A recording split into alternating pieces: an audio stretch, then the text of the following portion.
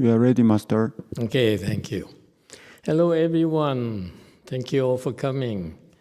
Let's continue talking about Master Xuanhua's Chan Qi instructions.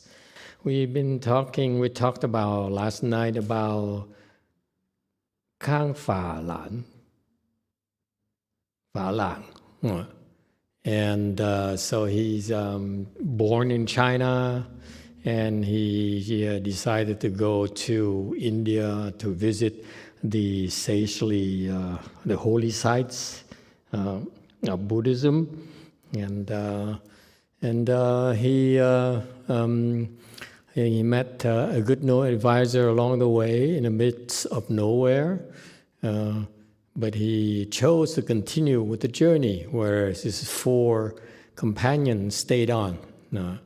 And when he made it to India, visited a lot of places, but he himself attained the fruition with really no good advisor at all, from what I can tell. So that's what we are today. Yes, Wei Mountain. Master, I have a disciple of the temple texting me asking a question, very personal question, because I will try to use different pronouns. I use they. Wanted to take the 3rd precept, but they don't know how to repent, so they would like to ask me, ask Master on behalf of them about the precept. Is that okay? Sure. So they said, so I have 2 questions. One, since I took refuge, I went out and had sex a few times. I didn't take the sexual misconduct precept, but do I repent for it? Because I know I wasn't supposed to do it, but that's what happened. Next question is, masturbation also violates the precept, but is repentable. What should I do though? Like maybe do it once a week and then repent, but I'm confused about how to repent. Like if I had to go bow to a Sangha member or bow to my Buddha statue or listen to the Great Compassion mantra. Okay. For in the future, for these types of questions, we need to take them in private, because we try to maintain a PG-13. We will condone violence and coarse language, but we try to keep it PG-13 and 17, okay? So basically, besides as far as questions about precepts, I am not allowed to discuss them in public. So you should all know that better by now. Precepts are a Buddhist thing that's only reserved for Buddhist disciples who are interested in taking precepts, and they cannot be discussed in public at all. So I will give you private answers, and the Sanghas here, I'm sure, can give you answers too, and you can relate to them to the questioner, okay? Well, thank you for asking. All right, anything else? Yes, 5. 영성님 질문입니다. 3일 전에 슬라이드에 법계성을 관할한 얘기가 있는데 더 자세한 설명을 부탁드립니다.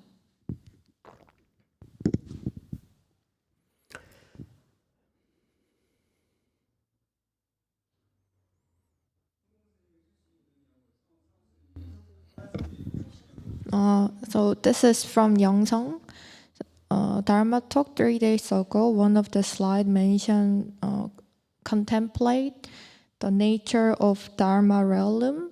So Master, could you explain about this? It's confusing when the statement says, contemplate the nature Dharma realm. Okay, and basically it tells you that the Dharma realm or the universe where we live in, okay, in that Dharma realm, in that universe we live in, everything that you see in this Dharma realm, all these worlds, all these satellites, all these rockets, all living beings, all the mountains, everything in a Dharma realm, including emptiness, is created from the mind. Every single thing in the Dharma realm came about because of our mind. That's a wisdom. Now, if your kung fu, the higher your kung fu is, the more that you see, the more you understand. For example,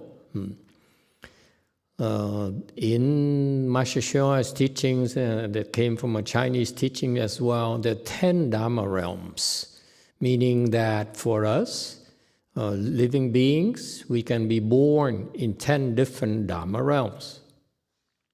Okay, the 3 low Dharma realms are animals, hungry ghosts, and the hells beings.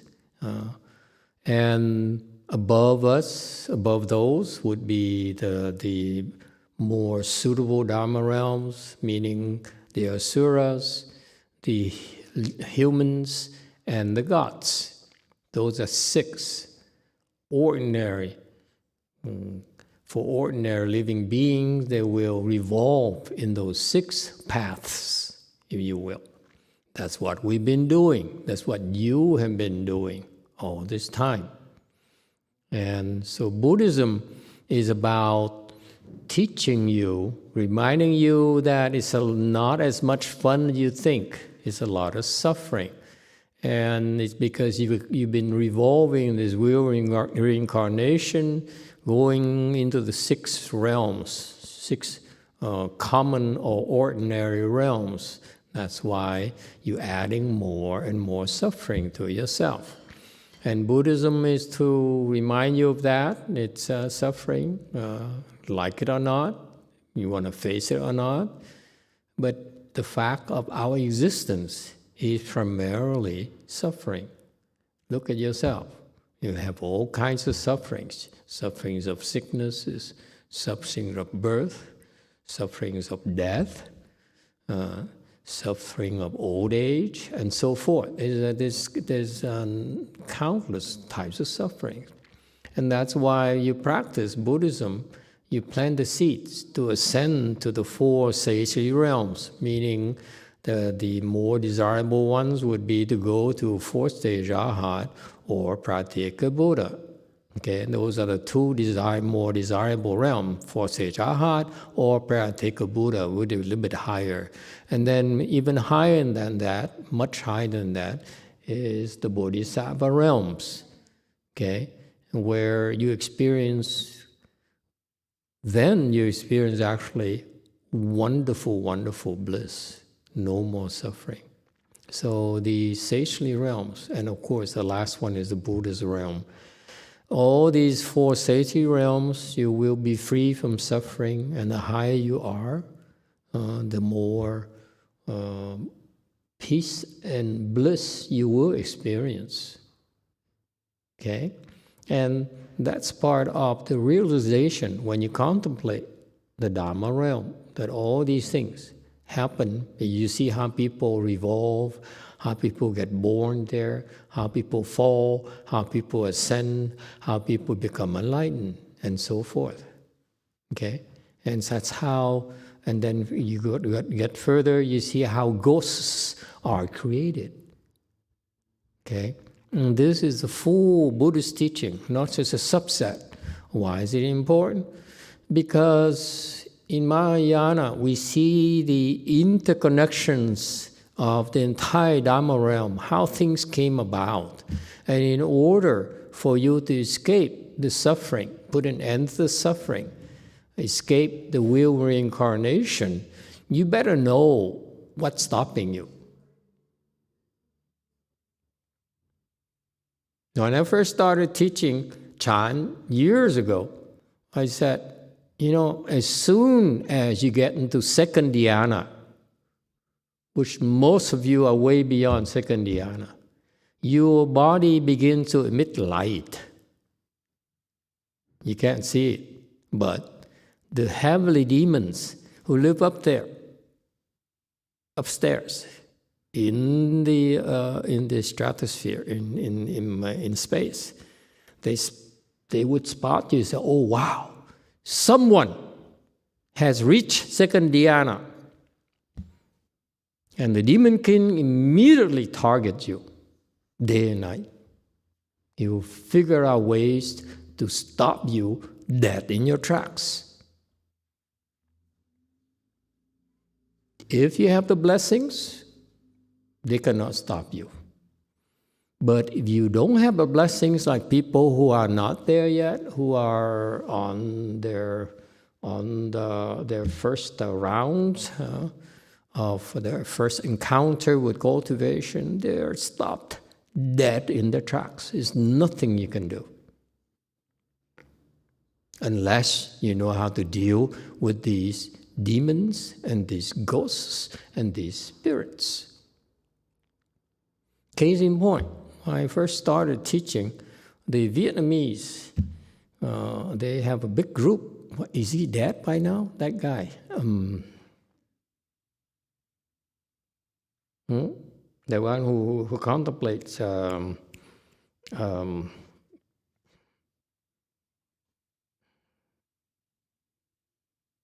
I forgot his name, I'm sorry. If he's not dead, he's very, very old, he's probably incapacitated by now. But he says, you sit there and you meditate, and when you see the false, you should recognize as a false. So he advocates you sitting there and waiting for the false to come. That's his meditation. And when the false comes, you have to recognize the false. He quoted the Xin Jing, the Heart Sutra, because that's what the Heart Sutra teaches. So he had a lot of followers in Vietnam. Back then there were two famous teachers, him and a much bigger one is Thich Nhat Hanh. And they all are messed up. Their teachings are all screwed up. They just use the intellect to understand, whereas most of them don't realize that training is a secret recipe. You need to know what to do. That's why the Bodhisattvas have to come here to guide us on how to do it, because they did it already. It's not something you can sit there and figure out because you're smart, because you're educated. It's not going to happen for you. Will never happen. Why not? Because if you depend on your intellect, you'll never make it. Guaranteed. Okay? So this guy here had a lot of disciples in Vietnam and quite a few in the US as well. And I was surprised when they came to me, even as a novice, when I was a novice, and said, I have this problem. Okay? And I asked, look at this nun here. She said, many of my co-cultivators have this problem. We don't know what to do with it.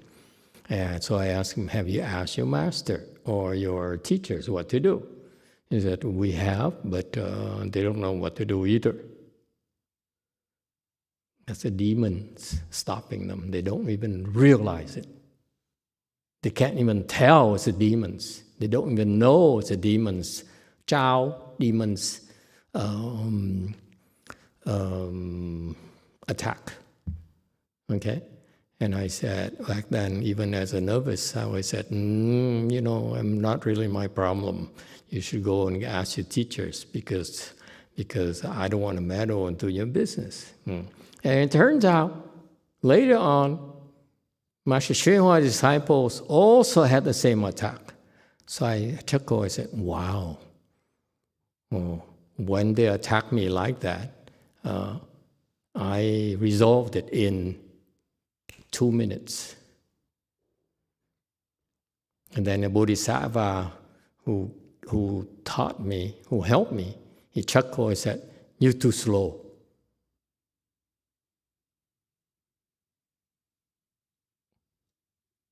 Okay? And your approach works, but it's not really Chan.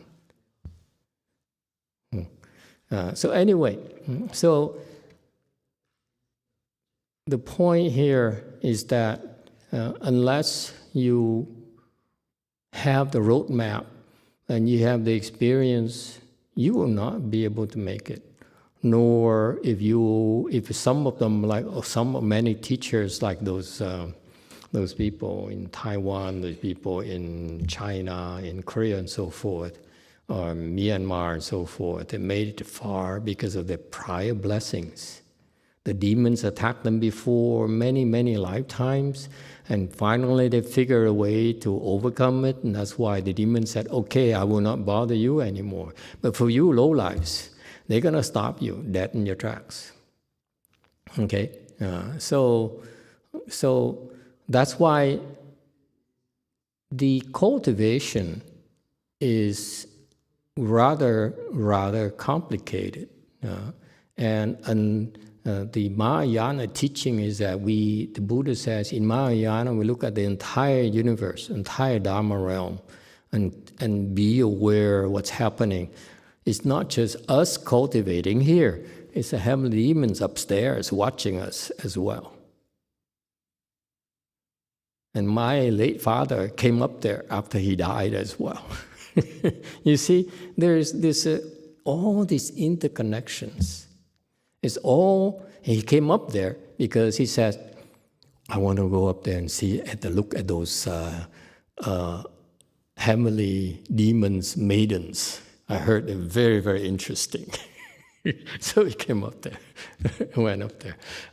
So anyway, you see, when you contemplate the Dharma realm, then you see why all these things happen. And the more wisdom you have, the more you understand how things come about. And that's the Buddha's wisdom. And the more we cultivate, the higher we get, the more we understand that everything is from the mind alone. Everything is created from the mind. Okay? All right. Anything else?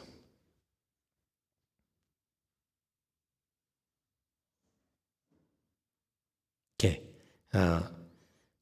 And so that's why you see the secret of the Chinese, which none of the other cultures have really, is that they're so advanced that they said, I'm not going to bother trying to figure things out myself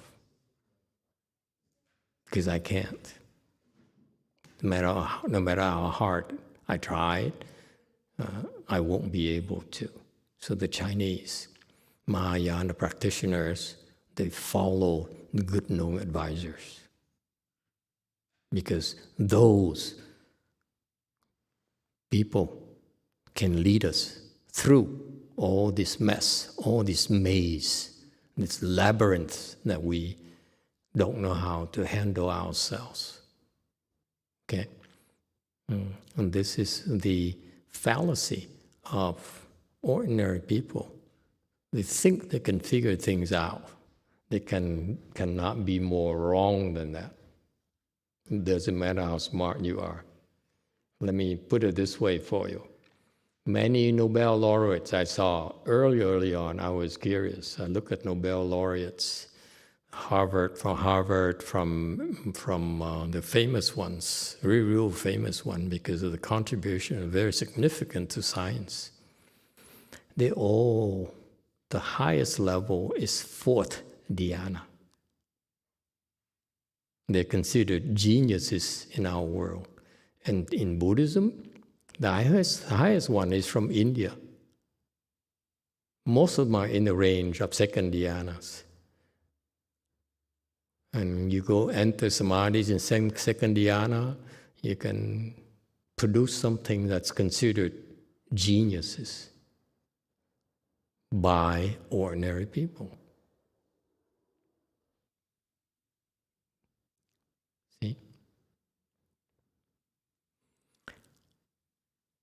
All right, so that's why the Chinese by far is the most advanced in Mahayana because of that very simple rule. Follow a good no advisor. You don't believe me? You try to figure it out yourself. And you one day and you remember, I said so. You want to follow a good no advisor because you cannot figure it out. Even whatever we explain to you, you only understand a portion of it. That's all. Okay. All right, so that's why I keep on insisting. This is one of the biggest things I learned from Master YongHua that I didn't see anywhere else. I didn't see any other cultures, whether it's Korea, whether it's Thailand, and so forth. You find a good no advisor and follow a good no advisor. And as we learn more about the Avatamsaka Dharma, then you learn more about how to get to the higher levels, what Mahasattvas, Bodhisattvas do. They still follow good no advisors, but differently than we do. Okay, same thing. From low level to high level, we all look for good no advisors. That's cultivation for you. And hang in there. No matter how tough it is, you hang in there. All right? That's Mahayana practice for you. All right, so Kangfalan attained the fruition. I'd say probably 4th stage arhat, considering that he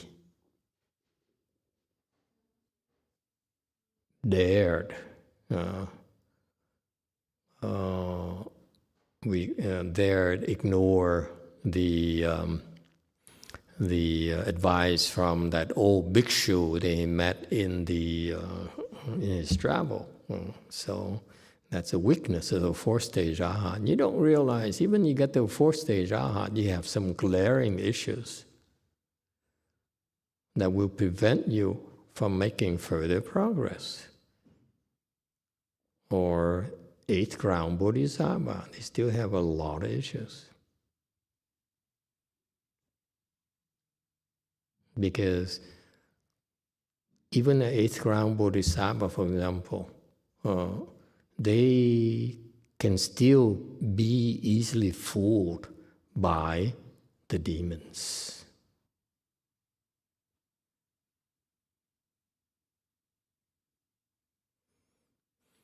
Okay, 210. Nobody knew where he went, when he passed away, or if he passed away at all. So he disappeared. Okay, so has wisdom there. Didn't want to leave any traces, any remains. Dying is not a big deal for him. Whereas for us, dying is such a big deal. We worry about our wealth, our family, and so forth. And he went away, not worrying about his disciples, his temples, and everything, and the reputation, everything. So, you see, so he has wisdom. 4th stage arhat.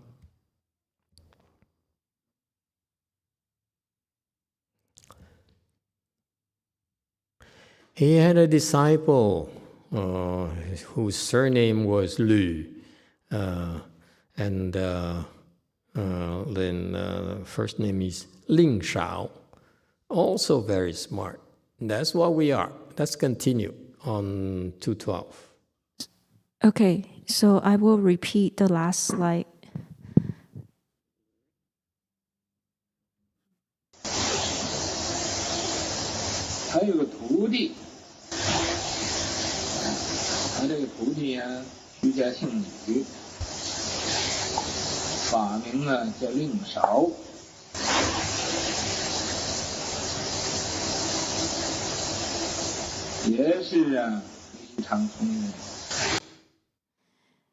He had a disciple. His disciple's secular surname was Lü, Dharma name Ling Xiao. He was also very smart.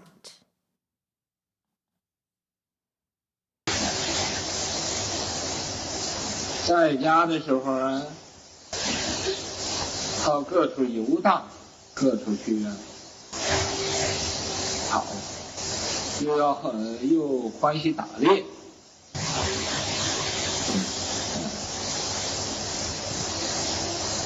打了很多畜生啊。 When he was a layman, he wandered around, going to all places. He also enjoyed hunting, killing many animals. 他欢喜吃这个畜生的肉，然后吃来吃去，他觉得啊。 He liked to eat the game meat. He ate this and that and felt.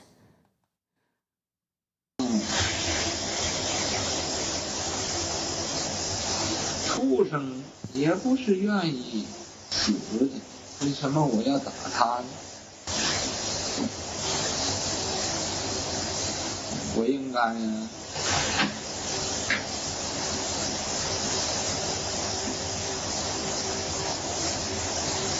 不杀生才对。 Animals are unwilling to die. Why should I hunt them? I should not kill. 于是乎，他就拜这个康法朗做师傅，学这个小禅宗的得道。 So he asked Kangfalan as his master and studied the principles of Chan school.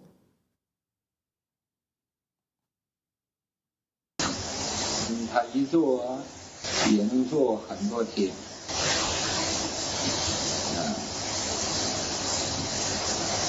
禅定的功夫也很好。 He could sit for many days at a time. His Chan samadhi kung fu was excellent. Okay, YouTube has a question. Thank you, Master. We have one YouTube question, and I would like to express my sincere gratitude to our YouTube audience who's joining us this evening. We have nearly, if not over, 60 people across English, Chinese, Vietnamese, and Korean YouTube channels. Wow, it's probably the last Dharma talk night, I guess. Okay. Yeah. Tomorrow. One more to- lecture. One more to go. Tomorrow's the big night. Yes. YouTube question from Brady McBride. Brady asks, what is the connection between mind and wisdom? Does the mind manifest wisdom?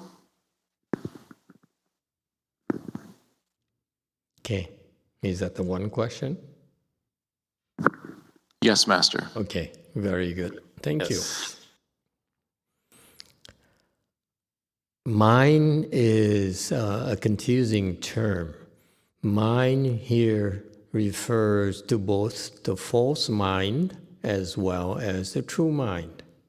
So when you talk about the false mind, what is it? It is your thinking mind, the mind that uses deduction, that uses reasoning, uses logic, to arrive at building this world, explaining this world.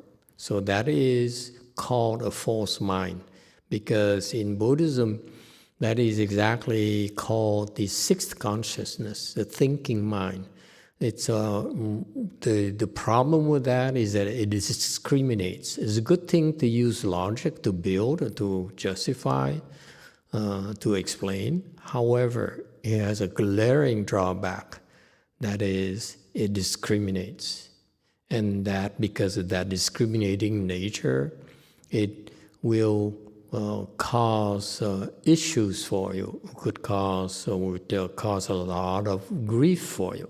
So that's why we call it the false mind, because this mind here is not the best thing at your disposal. Okay. So that's a false mind. So again, in brief, the false mind is a mind that discriminates. What is the true mind? The true mind is way beyond a fourth-stage arhat. Okay? The arhats, the pratyeka Buddhas, do not have true mind. Not at all. Only bodhisattvas have the true mind. Is that clear? I want to help you discern, make this distinction very clearly, because the way the Chinese explained it and use the word sin or mind, it's very confusing. And the sin in Chinese also means your heart. And the Japs did even further. They said sin is actually in your navel. So that's why when they kill themselves, they stick something in the navel and they go like this, because this is how they believe they should kill themselves. Okay? You see how misguided it is. Okay? You stick it in here, it's very painful, and you go further like this. Oh my God. Don't do that to yourself. What a horrible and brutal way to die. Okay? And so you see, it's an act of bravery, but it's rooted on their false belief that this is where the mind is. So that's how they kill themselves. Okay? The Chinese is more advanced. They said, number 3, mind means heart. Because actually this heart here is also the mind. Okay? Meaning the heart of compassion. You see? This is where the compassion resides, not up here. Up here is facts and truth. Okay? But here for us, our goodness and our compassion, that's where they reside. Okay? So it's very confusing. You learn the terminology from a Chinese. I was so confused. I decided to ignore it. I said, this is something that's too advanced for me. It's taught by these patriarchs for a reason. I'm not in a position to understand it. Doesn't mean it's not true. Okay?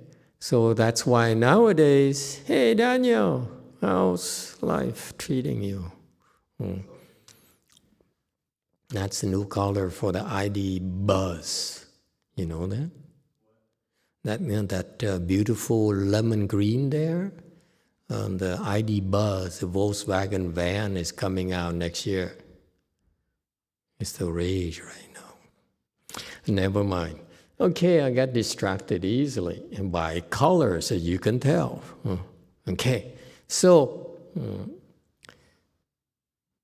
mind here, when Brady asks about mind, I took the opportunity to explain those important concepts for you, for your reference. I bet you most Chinese who study Buddhism don't understand it because they haven't got anyone to differentiate it for them. And I bet you most Koreans or Vietnamese don't have any idea either. Actually, I had, when I first started as a novice, I read a book in Vietnamese written by some sort of monk who wrote a small book about the size of our, how thick it is. It's about 150 pages, half size, okay? And he's a monk and he studied the mind and so forth. So he wrote a book to explain to us what the mind is. And it's all garbage. Okay? And that tells you how confusing the concept of mind is for most people in Buddhism across the spectrum. Okay. So just a couple of things here. So you have the thinking mind, discriminating mind, that's a false mind, okay? The cultivation will help us put an end to that, stop it, because we cannot control ourselves. We keep on thinking and thinking all day. Okay, like Daniel here, he says, I bet you that he cannot stop thinking all day. Am I correct? Moments of what? It slows down, but did it stop? No, it doesn't. Only certain people would have the ability to stop their minds. Ordinary people cannot. Okay? And so this thinking mind here is a false mind, and when we practice Chan, many of our trainees, our disciples, our students have reached a level where they can stop the false mind. That's when your wisdom comes to the fore. Okay? And then remember I talked about the concept of a true mind. And when you reach a level of having access to your true mind, then the wisdom you have is actually far bigger. It gets more and more. That wisdom there will enable you to see more and more of this universe, how it came about. All right? So how is wisdom produced? Wisdom is produced because you're able to successfully put an end to your thinking mind. You can stop it. That's when your mind clears up. That's the beginning of wisdom. It's not knowledge. It's not logic. It's not reason. It requires you to stop the thinking mind. That's when wisdom will then emerge. All right, you too. Thank you, Master. We have a YouTube question from Sophia Gu. Sophia asks, Master, when you mentioned that we reach second dhyana, we might emit light. Does that attract the attention of troublemaking ghosts too? I have been experiencing much more sleep paralysis attacks recently. Yeah, that's a Kumbanda ghost. Say hello for me next time he comes around. Okay? Yeah, that's the ghosts attack you at night as a Kumbanda. That's quite a commonplace.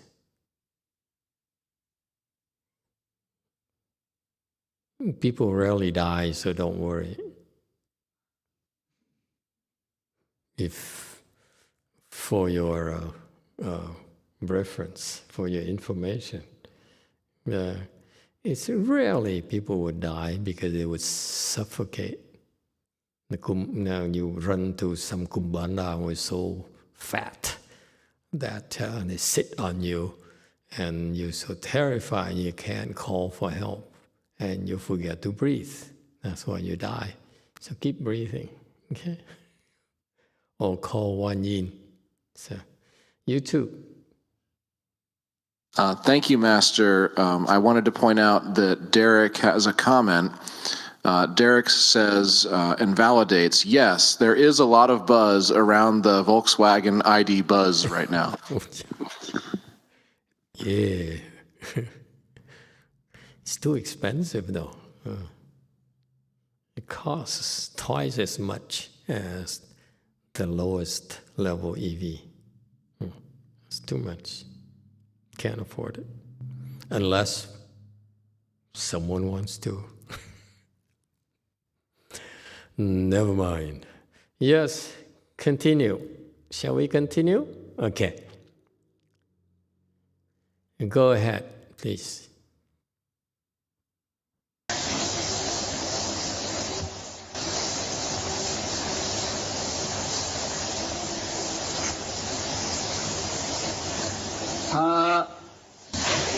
修行，那个师傅丢了，不知道师傅跑到什么地方去，也找不着了。He cultivated and lost his master. He didn't know where his master went, nowhere to be found. 找不着了，他就跑到一个山上呢，做了一个石头的洞，洞里常坐不卧，在那里休息。He couldn't find his master, so he went to a mountain and built a rock cave. Inside the cave, he sat there for a long time without lying down and cultivated there. Okay, let's stop here and let's go back very, very quickly for you to see. See, my hunch was right. So this guy here, his disciple Kangfalan, is some kind of hunter. He likes to hunt, and is exciting. I used to hunt too, and the Lord forgives me. Okay. Hallelujah. Okay, and it's fascinating. The hunting is very, very, very. It pumps the adrenaline, and you know, the kill each time is fun. I must admit. Okay, I regret it. Anyway. Yeah, we all have our dark side, I guess. Anyway, so I no longer hunt for your reference. Okay, so this guy is Ling Xiao, a very smart guy, enjoys animal meat. Oh my God, animal meat. Game meat is so fragrant, okay? And not I'm advocating it, I'm just recollecting, okay? And again, praise the Lord. I hope I will not make the same mistake again.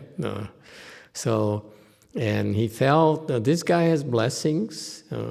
He has more wisdom than I did. I killed a lot of, when I hunted, small things, small animals. But he killed these animals. He had an awakening, he has an epiphany. He says, they don't want to die, nor do I. Why should I continue to kill? So this guy has blessings. Okay, he stopped himself. And he went to Kangfalan and studied under him the principles of the Chan school. So he meditated. 禅宗的这个道理. So he says, So this tells me that Kangfalan is still teaches about principles of Chan instead of telling you what to do. Meaning Kangfalan learned Chan from reading a lot of stuff. Chan manuals and books and materials and so forth. And that's what he used to teach his disciples. Okay, so that's the proof right here. Let me see, and let me, bear with me, I'm going somewhere here. So this guy here also has blessings. You see, he has blessings that he could stop himself from killing karmas. Killing karmas are very, very serious. You will encounter a lot of obstructions when you cultivate. If you do have a lot of killing karmas, this is why we monks and nuns are vegetarian. Because if you continue to create killing karmas, you will have a lot of obstructions. More than you can handle. Okay? And that's what the Hinayana people don't realize, unfortunately. But none of our business. So his guy here has blessings. He could sit for many days at a time. Good samadhi. Great blessings. It takes a lot of blessings to be able to sit for a long, long time. So his Chan Samadhi Kung Fu was excellent, was very good. Cultivated and lost track of his teacher. Great teacher-student relationship. Here is the first clue to me that this Kangfalan didn't know how to train his students. Okay? So basically, the Hinayana training is I give you some principles, some instruction, go off somewhere, you meditate, and maybe we come back and talk about it and ask me later. Okay? Whereas us, what do? We see each other every day. Isn't it wonderful? Like a big family, we're happy. Aren't we, Master Xianjie? No, he's not. Okay, you see that? That's a huge difference. So they, same thing in Thai Buddhism. That's what you notice, that these people, they cultivate it separately and build a hut and they cultivate it and so forth. This is time for that, mind you. But not when he first started like this. It's the wrong time to do it. Okay? We also do that, but not yet. Not for you yet. Is that clear? Because that's part of what the sixth patriarch did. Okay? He did that to refine himself, not to open, but sixth patriarch is different anyway.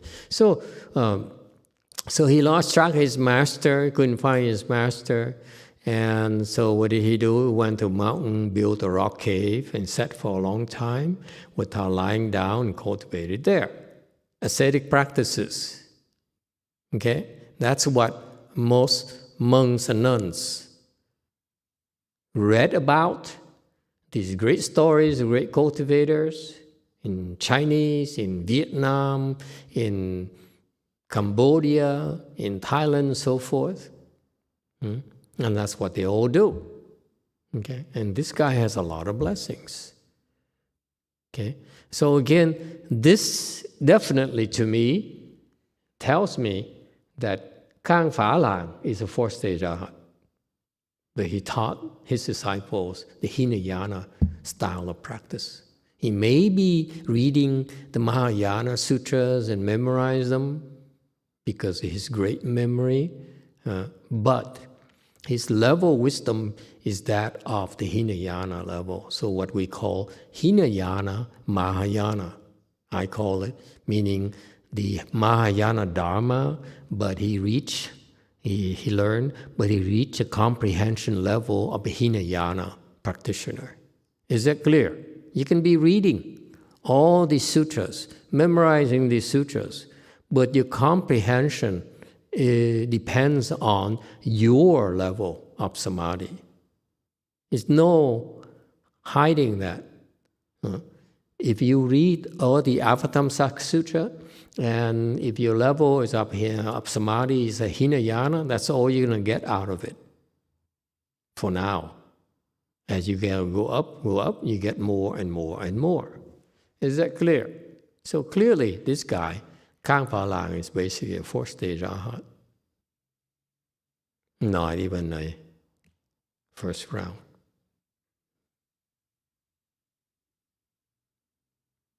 Didn't know how to train his students.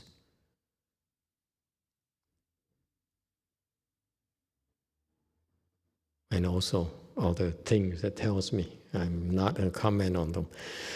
Continue, please.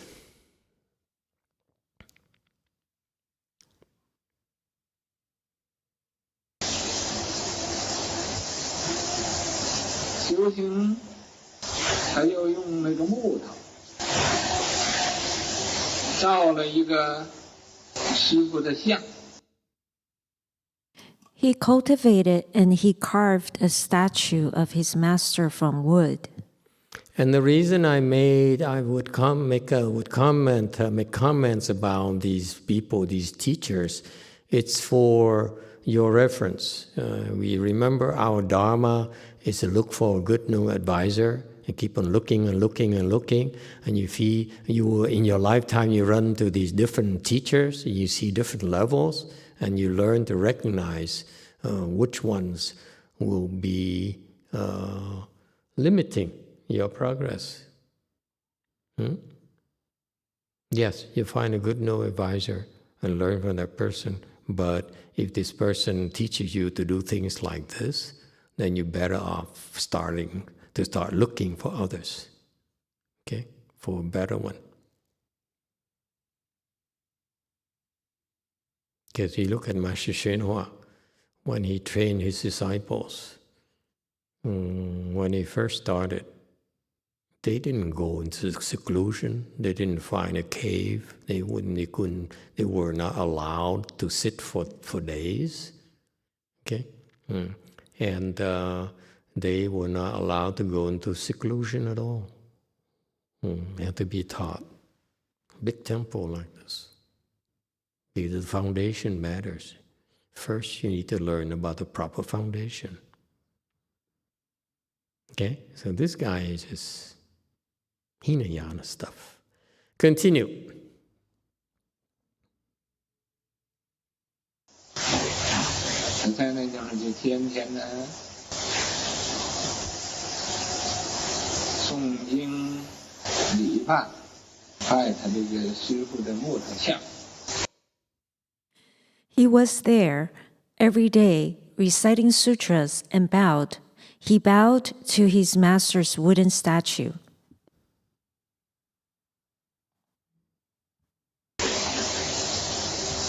修行时间大概有10几年，以后啊，他也证了。那么在这个洞里边呢，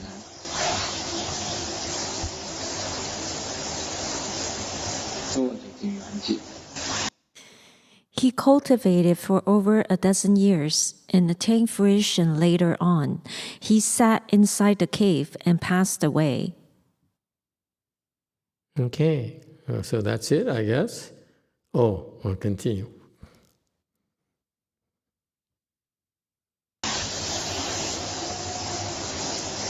在他圆寂的时候，离这个他住这个山的附近，一般人都看见这个山上一大放光明。 When he passed away, in the area near the mountain where he lived, ordinary people all saw bright light emitted from the mountain.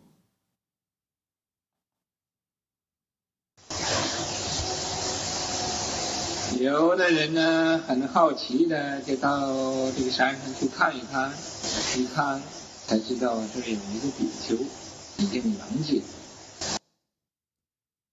Some people were very curious, so they went up the mountain. They went up the mountain to have a look. Then they found out a bhikshu had already passed away.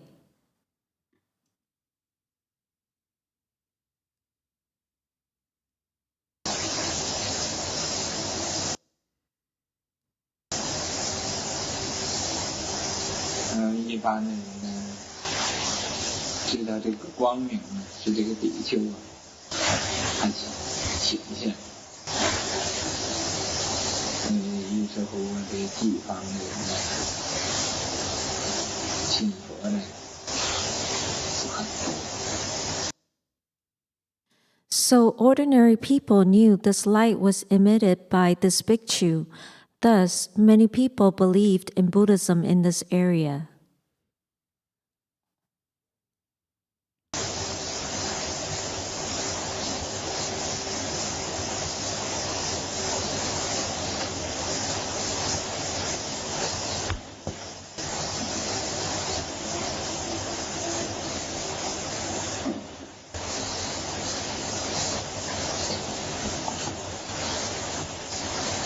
这个人呢，近朱者赤，近密者黑。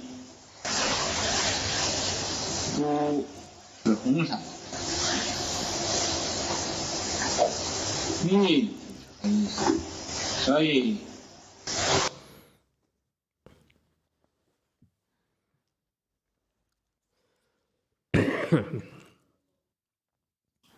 People, one who draws near vermilion becomes red, and one who draws near the ink becomes black. Vermilion is red, ink is black.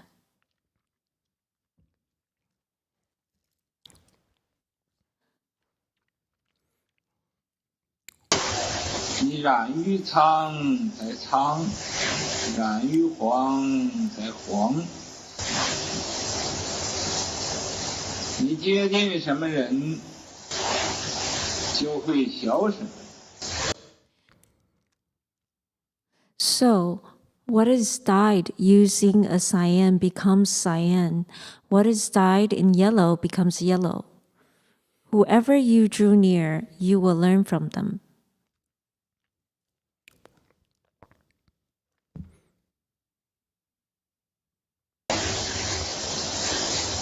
染就是染污那个染，苍就是比那个黄色呢浅一点，就是比那个黄色的深一点，不是黄苍。Tang is a little lighter than yellow, pointing to an object. This is a little darker than yellow. It is not Tang.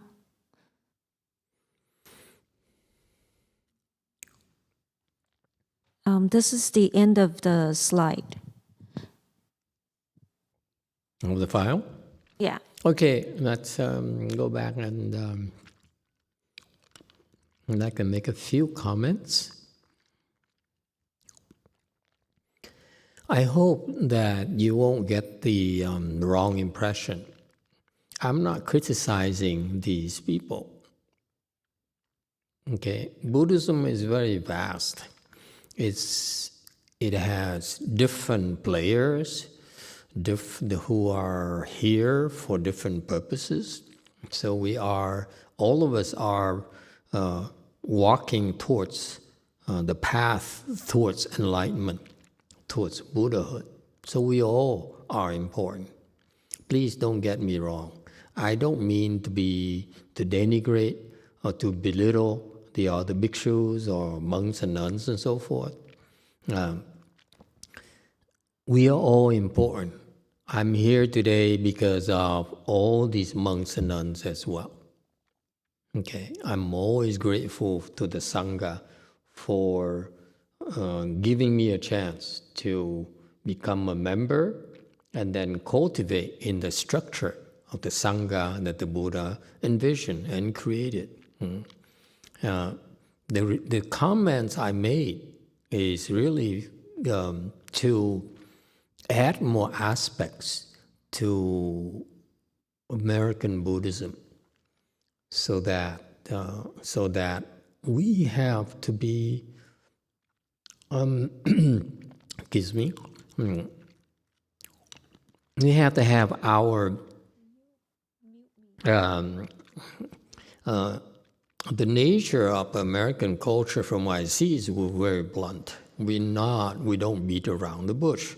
So I apologize to many of you, because I'm Asian. You look at me and say, this Asian guy is, where does he come from? He talks funny, criticizes Asian culture and criticizes everyone. Okay, the point here is that all these monks here, they serve a purpose. So this guy, he cultivated on a mountain. He lost track of his masters, which you don't want to do. Okay, so Master Shewa related these stories to his disciples back then because of their levels. Back then, they were starting out. Many of them were confused. Many of them were very low level. So these stories make sense to them. Okay, and from us, it also makes sense because it gives us a glimpse of the real world of Buddhism. It's not just where we are alone, where just a handful of you here and thinking that you're the best and you're better off. No, not at all. We here, you here, you know how you got here? You got here because many lifetimes ago you were down there. Master YongHua said so. You don't become a high-level Sangha unless you climb up the ladder. You are here today learning about Mahayana because you practice all these dharmas already. And now, the reason you keep on coming back time and time again, grudgingly sometimes, is because you have the blessings that were built from climbing at the bottom, learned from these teachers. Okay? What did he do for us? This is for us as well. Okay? He cultivated for a dozen years and attained the fruition up to fourth stage Arhat again by himself. Okay? Sat inside the cave and passed away. And passed away, what did he do? He's very kind-hearted. He emitted light. Okay? And it drew attention of villagers, so they came and they found out that he died. There's a monk who died there in the cave with his body emitting light. So the villagers, then believe in Buddhism. That's us, some times ago. So what he did is very important. He tried his best. So we all are contributing to the best of our abilities. So please do not ever walk around and say, I'm better, I'm the best, and so forth. It's nonsense. We all are important because that's how we cultivate. It takes time for us to climb up.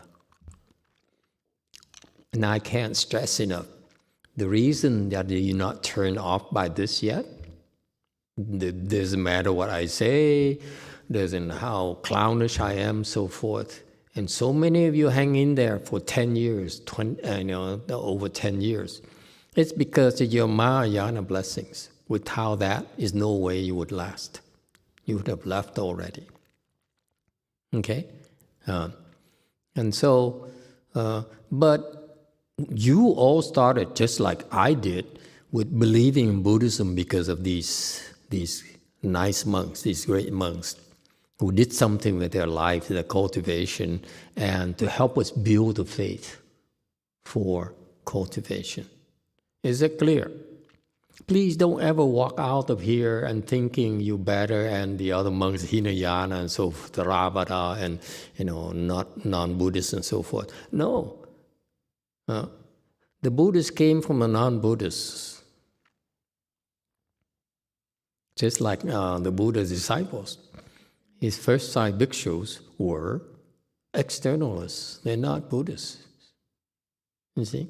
His Dharma is so great.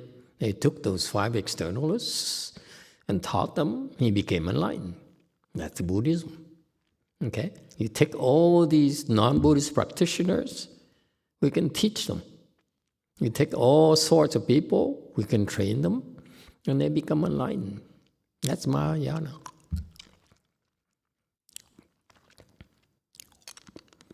I can't stress this enough. Don't ever look down on others. It may sound stupid right now, but enlightenment in our Dharma is sudden. It could be just happen just like that, like in the case of the 6th patriarch. He walked into the 5th patriarch's temple, 1,000 of them practicing there. They all were trained by the 5th patriarch. All had tremendous blessings. And he became enlightened, just like that.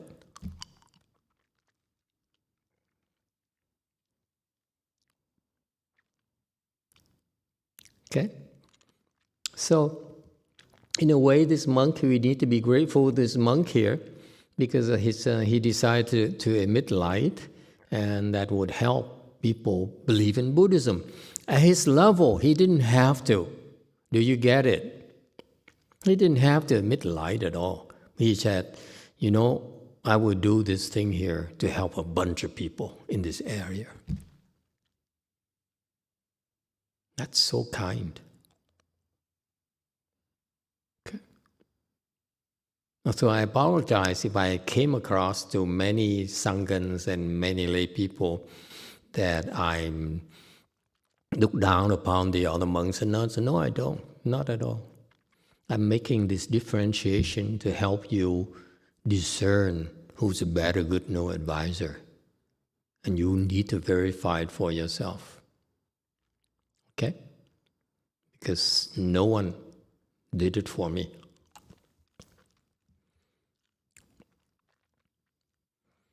And Master YongHua changed topic. He says, draw near black, you become black. Draw near whatever color, you become that color.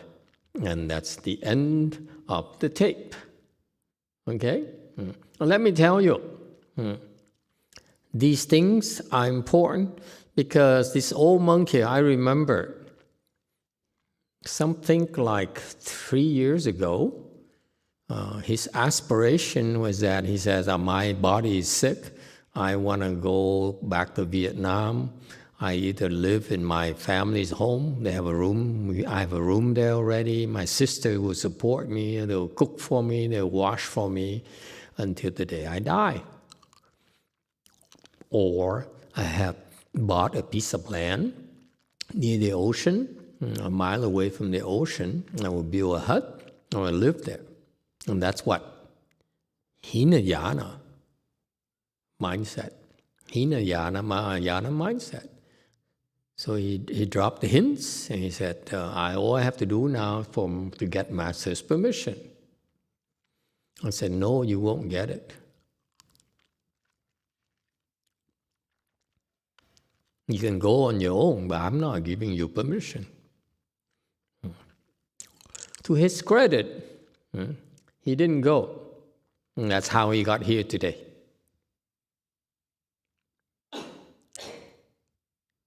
Okay? So even for a person at his level, who now is an abbot of DTT, if he had gone to a cave or a hut, like the Hinayana style here, like this Kangfalan and his disciple, we don't even know his name, Lu something, okay? He couldn't get very far, that's all. So different styles of cultivation, of training. All right, any questions or comments?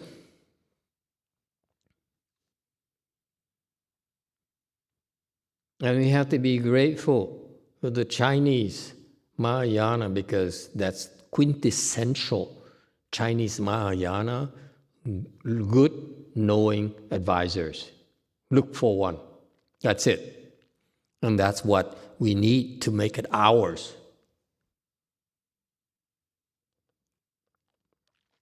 It's the best way to cultivate is to follow a good knowing advisor. And you get higher, you learn more about what it means. All right? Thank you. Next, or shall we stop? You've been going over time, so if you stop right now, I feel you're way ahead. Yes, 7. A Phật, thưa Thầy, con have a curious question that people pass away that the family have 49-day black for them without temple. Do anyone ever not choose to go to Amitabha, but they want to choose to go to the heaven or other realm? Thank you, Thầy. Not yet. You've been very lucky. The reason being that for most of these people, after they die, they experience tremendous suffering. It's worse than when they're alive.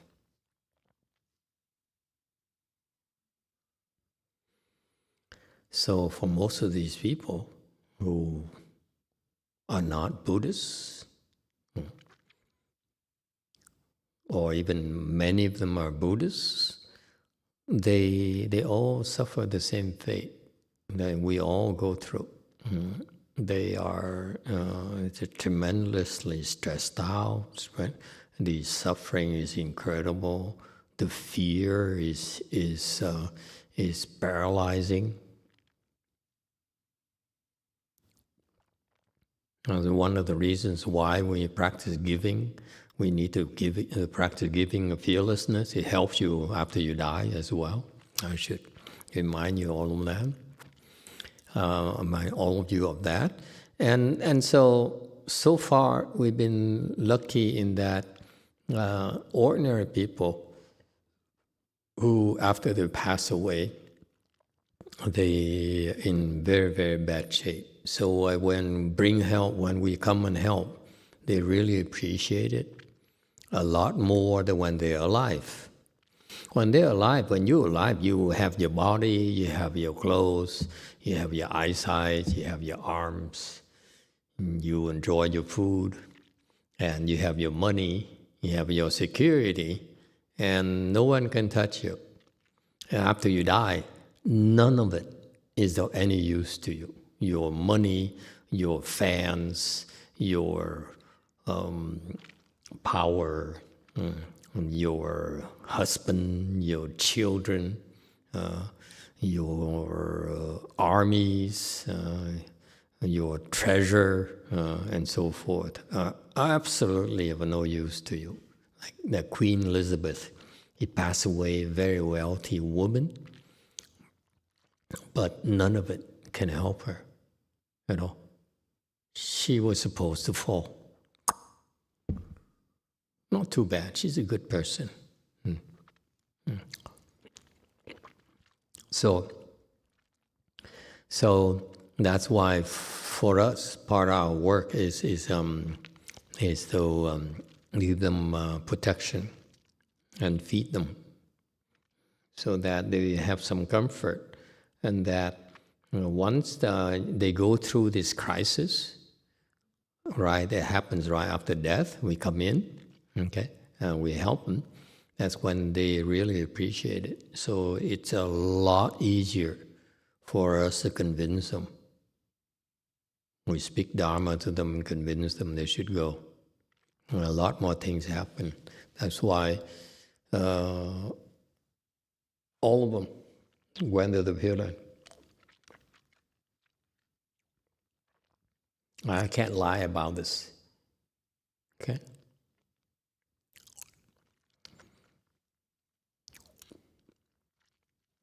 If I didn't know, I cannot tell you that.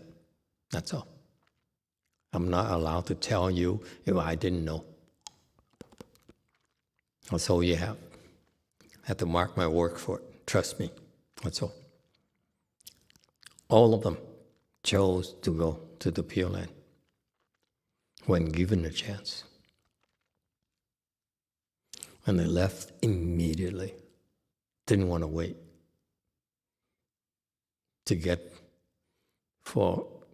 a higher grade of rebirth. They all left.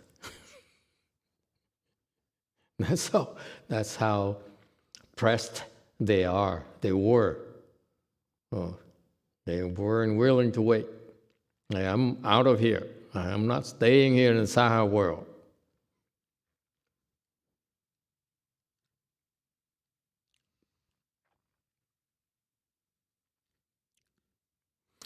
Ready?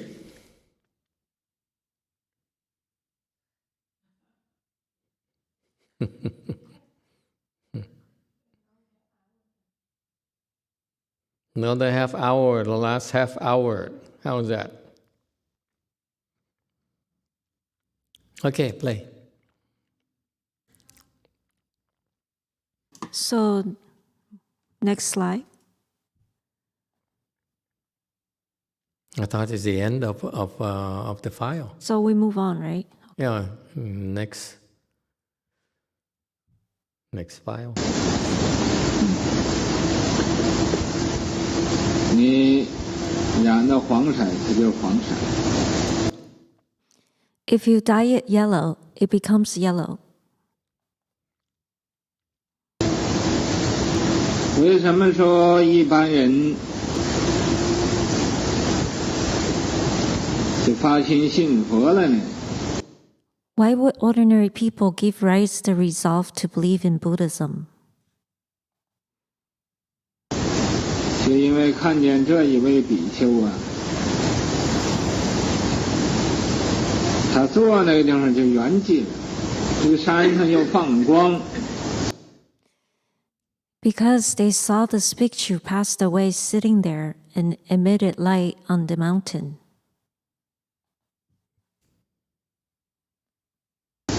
所以有善根的人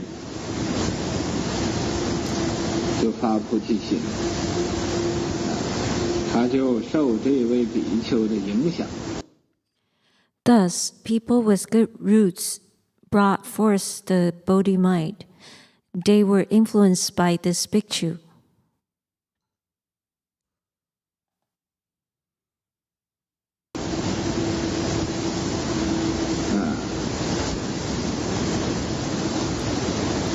那么在这个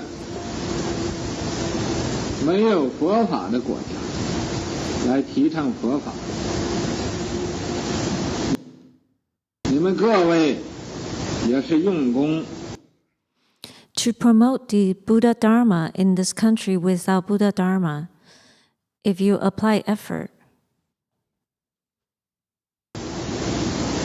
有人能做一坐做10天，头也不低，腰也不弯弯，坐着10。 some people can sit. They can sit for 10 days. They will not lower their head or bend their back.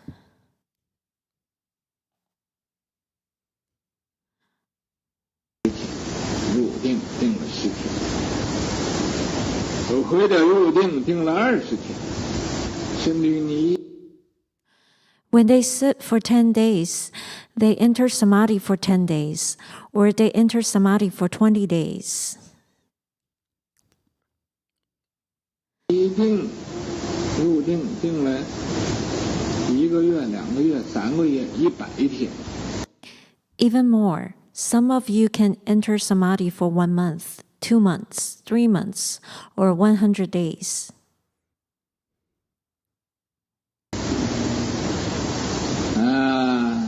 这个不信佛法的人，他也都要信。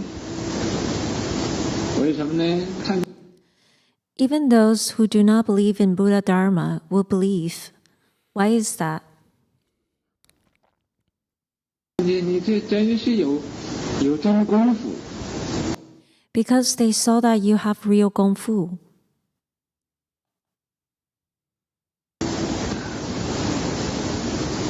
凡夫怎么可以坐这个地方坐了100天？这一定是正果了，圣人。 How can an ordinary person sit there for 100 days? You must be a sage who attained fruition.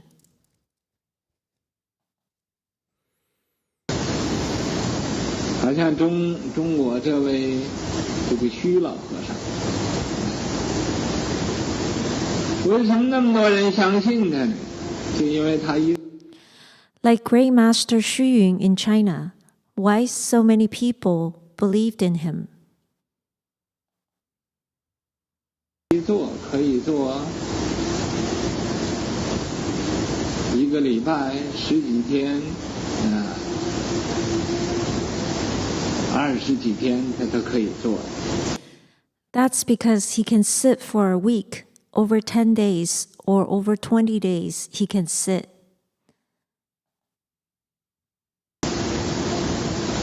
他到暹罗，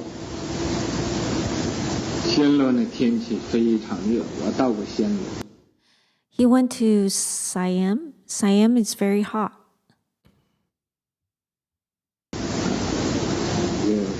受不了，每一天呢都要用凉水来冲凉，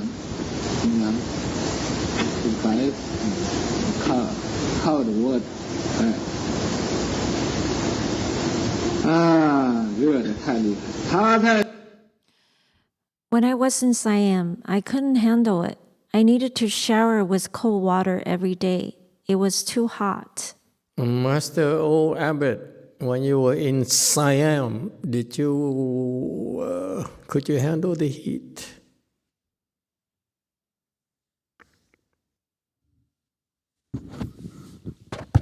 Như là Phật cái bên Thái Lan kỳ rồi thì thời tiết rất là tốt tại vì mùa mưa. Oh, so it's not hot at all. Oh, lucky you. Theo cái kinh nghiệm của con hồi tu với thầy năm cách đây 4 năm, 5 năm gì.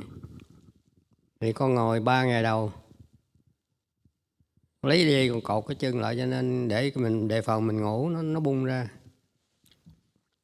Thì tới ngày thứ ba nó bớt đau thì không biết con ngủ hay nhập định mà sau 12 ngày thì sau 12 tiếng đồng hồ thì mình thấy rất là nhanh. Thì con mở mắt ra là 12 tiếng đồng hồ. Thì toàn thân mình nó nhẹ như một cái muôn gòn, nó không có đau, không nhức, không mỏi. Thì như vậy là tiếp tục vậy là 13 ngày. Không đói, không mệt gì hết. Thì con định ngồi một tháng luôn, thì thầy không cho, thầy biểu ra. Thì lúc đó con có cảm giác là ngồi bao lâu cũng được hết. Nó không có mỏi như mình đang ngồi bây giờ nữa. Rồi những cái công án, những cái gì mình không hiểu hồi nào giờ tự động nó ào tới một lúc là mình nó vậy.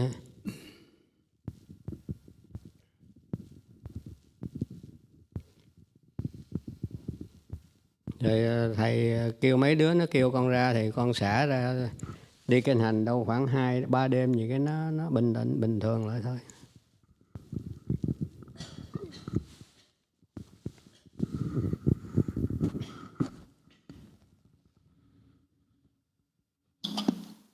Emitofuo, in response to your inquiry before, he went to Thailand and the weather is very good, so that it's not that hot.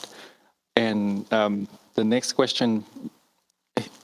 part, he explained, based on my experience, cultivating with Master 4 to 5 years ago, I can sit. So the first 3 days, I sit. I have to tie something on my legs so that it just in case when I fall asleep, my legs won't fall off. So after those 3 days, I enter samadhi, and for the 12 hour, it passed by just like a very fast, and my body was delighted, and feel really light, just like a cotton ball. And so I started to sit for 13 more days. I did not experience hunger at all. And so I was thinking of sitting for a month, but Master stopped me, does not allow. So then somehow during this time, a lot of public record I did not understand. And somehow I automatically have an aha moment that it is what it is right now. This is what I understand. And then Master tells somebody to come in and tell me to exit of my sitting. And after 2 days walking around, and I went back to my normal state. Có một cái kinh nghiệm khác là cái ngày thứ 2 con đến Thái Lan thì con được ông Ajahn Pha Samray đó, ông cho con ngồi trên cái thờ tổ của ông trên gác. Thì con ngồi một mình con trên cái gác đó. Và giữa cánh rừng mình mênh mông nó yên tĩnh. Mọi người đều ngủ hết thì con ngồi vậy bắt đầu từ 9:30. Thì con bắt đầu con tụng 108 mấy chú Đại Bi. Và tụng không có câu chuỗi, lấy cái mắt ngón tay mà đếm thôi. Mà rất là bình tĩnh, mà không có đếm không nhầm, mà rất là an lạc cho đến tụng xong rồi thì con tụng 42 thủ nhãn. Cái cảm giác an lạc chưa từng có mà rất là yên tĩnh. Thì tới 2 giờ rưỡi sáng con mới hơi dựa lưng vào tay vách một chút xíu, rồi ngồi tiếp tục tới 3 giờ rưỡi sáng luôn. Thì cái kinh nghiệm rất là an lạc giữa một cánh rừng mênh mông. Mình không sợ một cái gì cả, cũng không, xung quanh không có ai, mọi người ngủ hết. Ông thầy trụ trì ông ngủ cái thất khác, có mình con là trên cái thất đó, rồi dưới tầng dưới thằng Gia Đê con của cô My nó ngủ. Thì cái cảm giác mà thiền ở trong rừng vậy nó rất là an lạc và yên tĩnh, và mình rất là không sợ hãi một cái gì hết. Đó là kinh nghiệm đi chuyến đi kỳ rồi.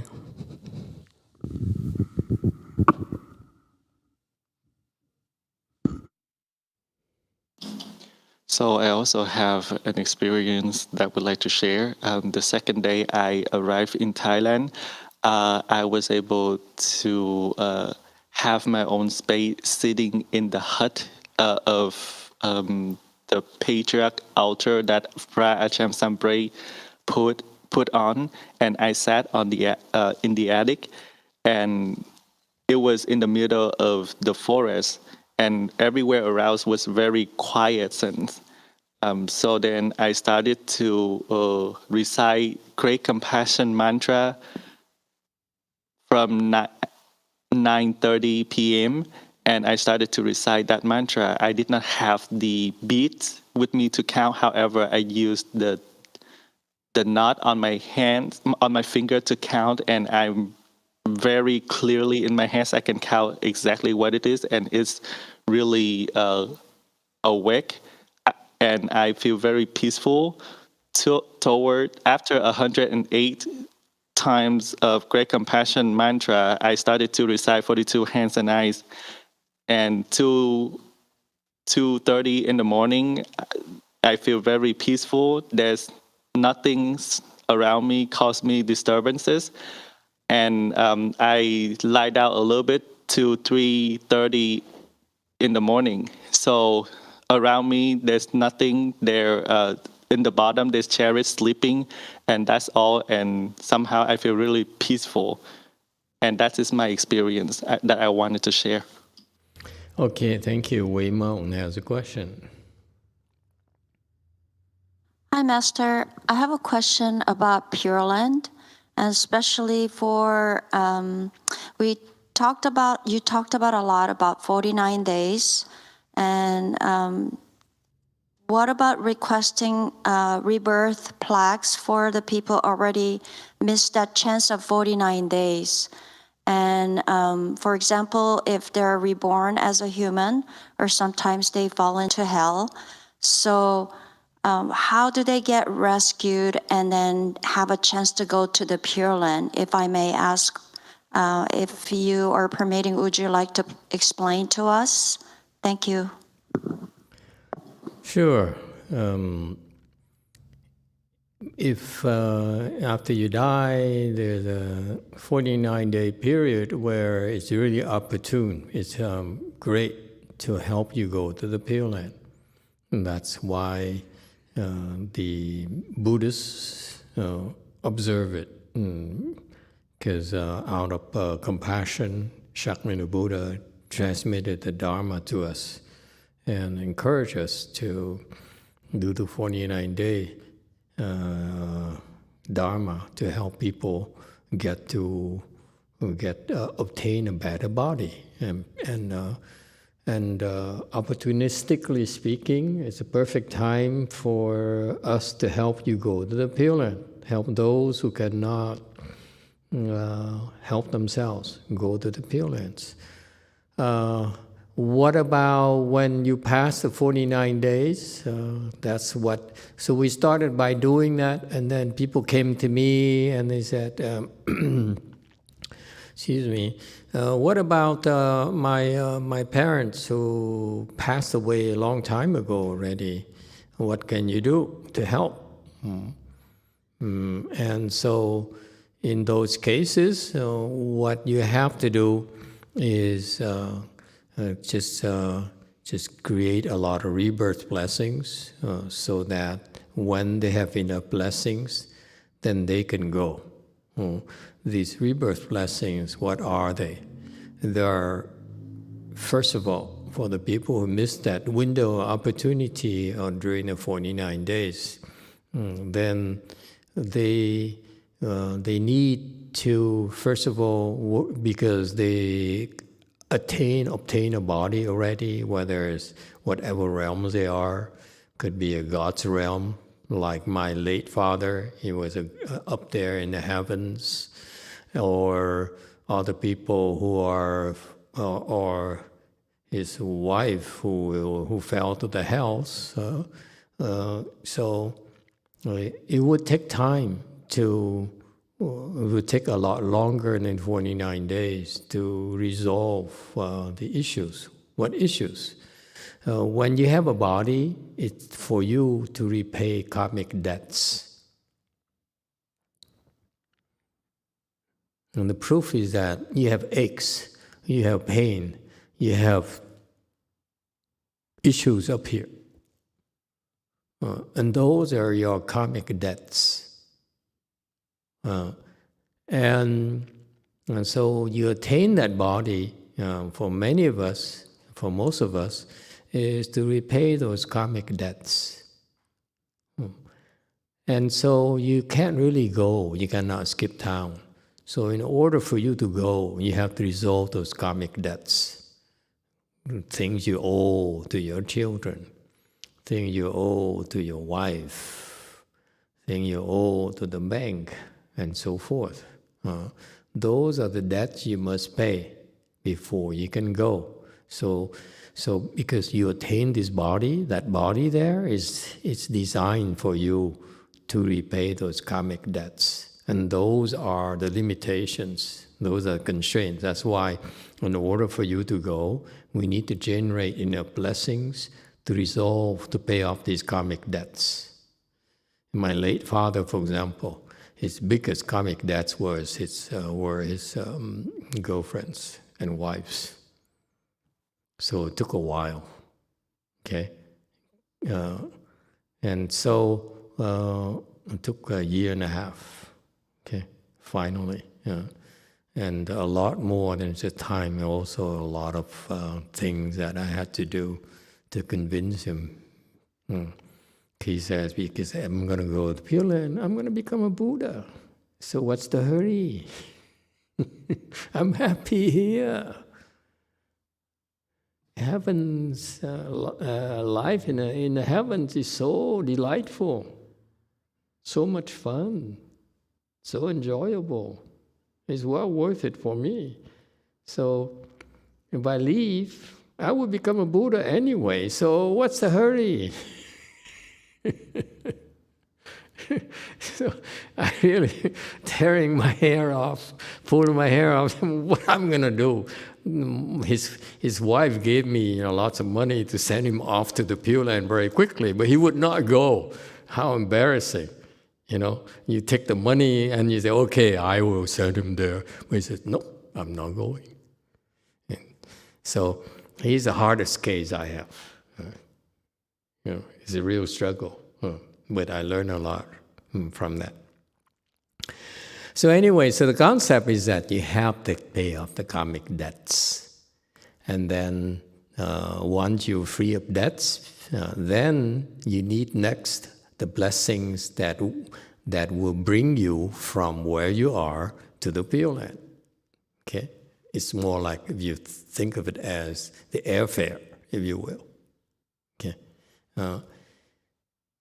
And that's what it takes to go to the Pure Land. That's what we figured out, what has to happen. See, I didn't know, no one taught me. Someone came to me and said, I have my dear father who's died in a field in Laos, killing fields. A lot of you lost their lives by the Khmer Rouge,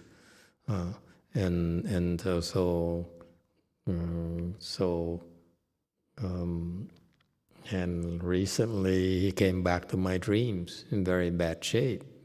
So should I help? She says.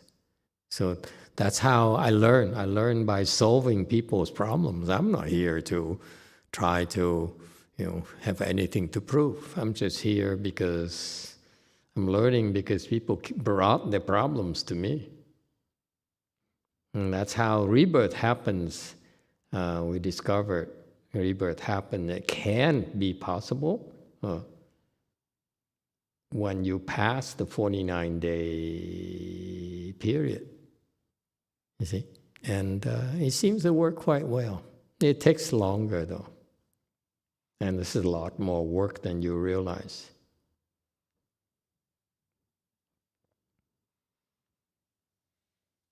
Is it clear? Does it help?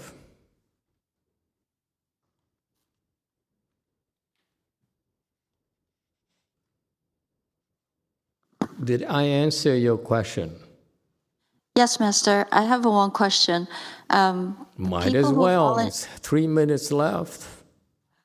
Really quick, the people fall into hell, you don't need to really convince them to go to Pure Land. No. I mean, they want to go right away, right? No, you don't have to convince them at all. They want to go as soon as possible. But usually we make them suffer a little bit first. Not just for them, because it's the message we send to them as well as the beings connected with them, that if you create evil and if you think you can get away with it, think again, because you'll be sorry.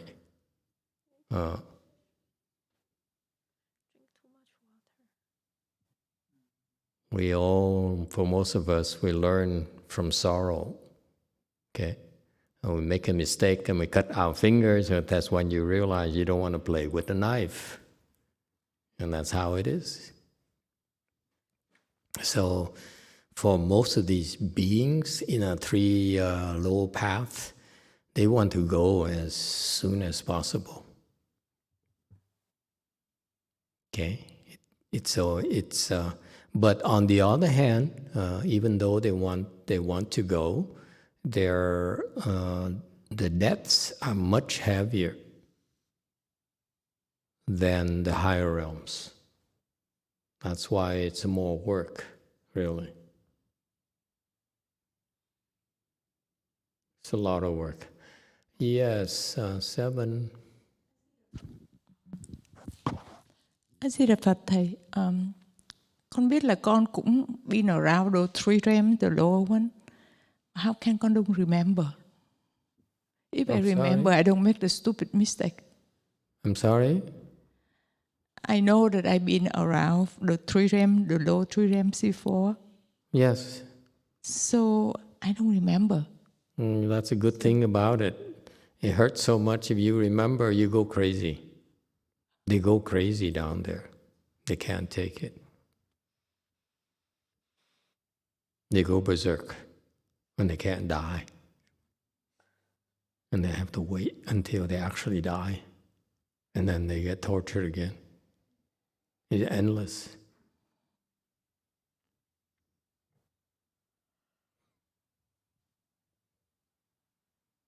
Okay?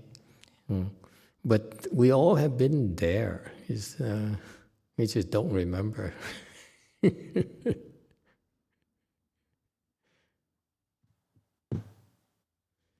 Anything else? That's why it's okay. We're very patient. You don't believe, it's okay. I told you so. Just like I told my mother, and you're going to be sorry. You're going to be very sorry. So I'm going to wait to see if your teacher is going to save you or not. So if her teacher didn't save her, the next one, it would be the next, the successors and her peers, would they try to save her? They didn't either. So we all get what we deserve. Yes, sir. 3. Master, somebody gave me the 550 Jataka tales, and I'm just what tales? Jataka, the Buddha's past incarnations. Oh, Jataka tales, yeah. And I was just wondering if that's like reading a sutra, or is that different? Is that like Dharma, or? Is that in Espanol or English? In English. In English. They are pretty good. So you should treat them carefully because it has the names of the Buddhas and the Bodhisattvas. Okay, so they should be treated like sacred texts. All right. Are you going somewhere with this question? I guess like when we read sutras, they're like wisdom seeds, right? I'm just wondering if those tales also contain like wisdom for us. If we read them, is there like any benefit? Yeah, I love those tales. I think I started by telling our students about those tales. I didn't know what to do, so I read those tales. I liked them a lot. So I told them those tales and I explained to them, made commentaries about those tales. So those are good things. Actually, they're part of the sacred texts of our Tripitaka. All right. The translation has some is not as accurate into English, but it's still pretty good. Okay, are we done tonight? Okay, thank you all. This is our last Dharma talk lecture. Tomorrow night would be the prologue, and then that's it. So last chance. Thank you, everyone.